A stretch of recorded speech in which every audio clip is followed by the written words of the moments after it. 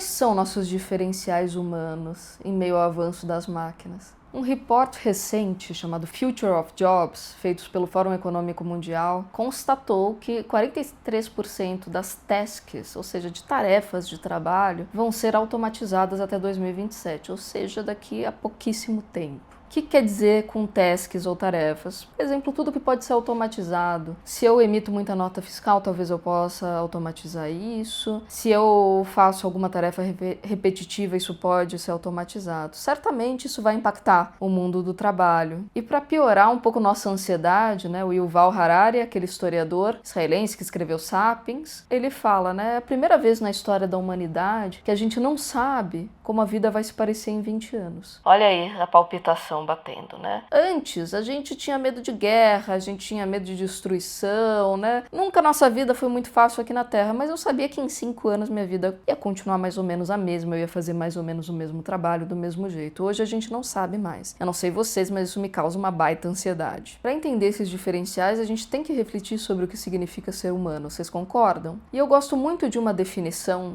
da Grada Quilomba, que ela falou até na Roda Viva, sobre o que é ser humano para ela. E ela diz: ser humano é alguém que às vezes sabe e às vezes não sabe.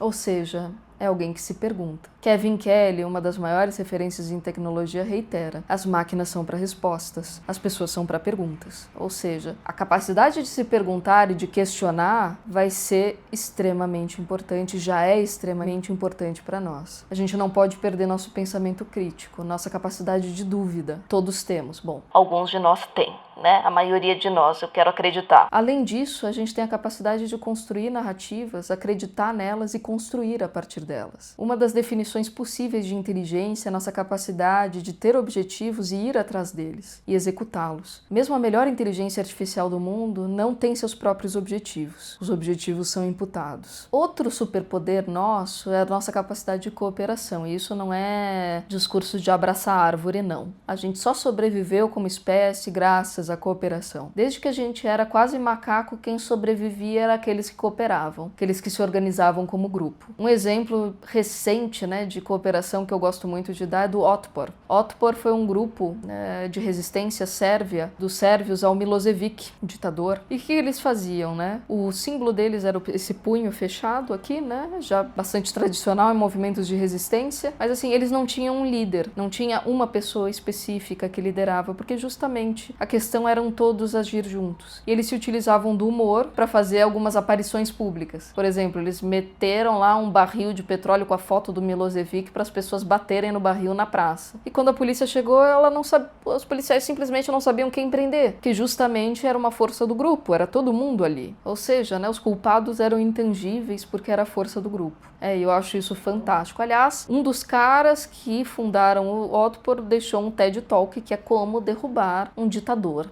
Para quem quiser ouvir, fica a dica, inclusive. Nós temos características que são essencialmente humanas, tipo empatia e cooperação. Não se enganem pela gentileza dos chatbots, eles apenas emulam esses afetos, Nós realmente o temos. E isso é super importante para pensar essa tecnologia, que deve levar em conta o benefício geral. A gente tem criatividade e inovação como características. A gente é capaz de inventar essas narrativas, de ir contra a probabilidade, de criar cenários que nunca existiram, de criar cenários improváveis, enquanto a máquina tem uma questão probabilística, Ela vai sempre para o que é mais provável. E principalmente nós temos a capacidade de nos perguntar, de fazer reflexões éticas para além da lei, para além da moral, para além dos benefícios e dos incentivos. Será que o que estamos fazendo é certo? Tudo isso nos dá uma capacidade enorme de criar novos futuros, de criar novos cenários, de criar utopias ao invés de distopias. Como disse Alan Kay, um grande cientista da computação, a melhor maneira de prever o futuro é inventá-lo, e nós temos essa capacidade. Eu acredito que esses sejam grandes diferenciais dos quais a gente não pode abrir mão. Dica da Lau para finalizar: livro Inevitável, do Kevin Kelly, essa grande diferença em que ele fala de 12 grandes tecnologias que transformarão o mundo de uma maneira muito interessante. Esse livro já é um pouquinho antigo, não é realmente antigo, mas um pouquinho antigo, mas vale a pena ler. Muito obrigada, gente. Até a próxima.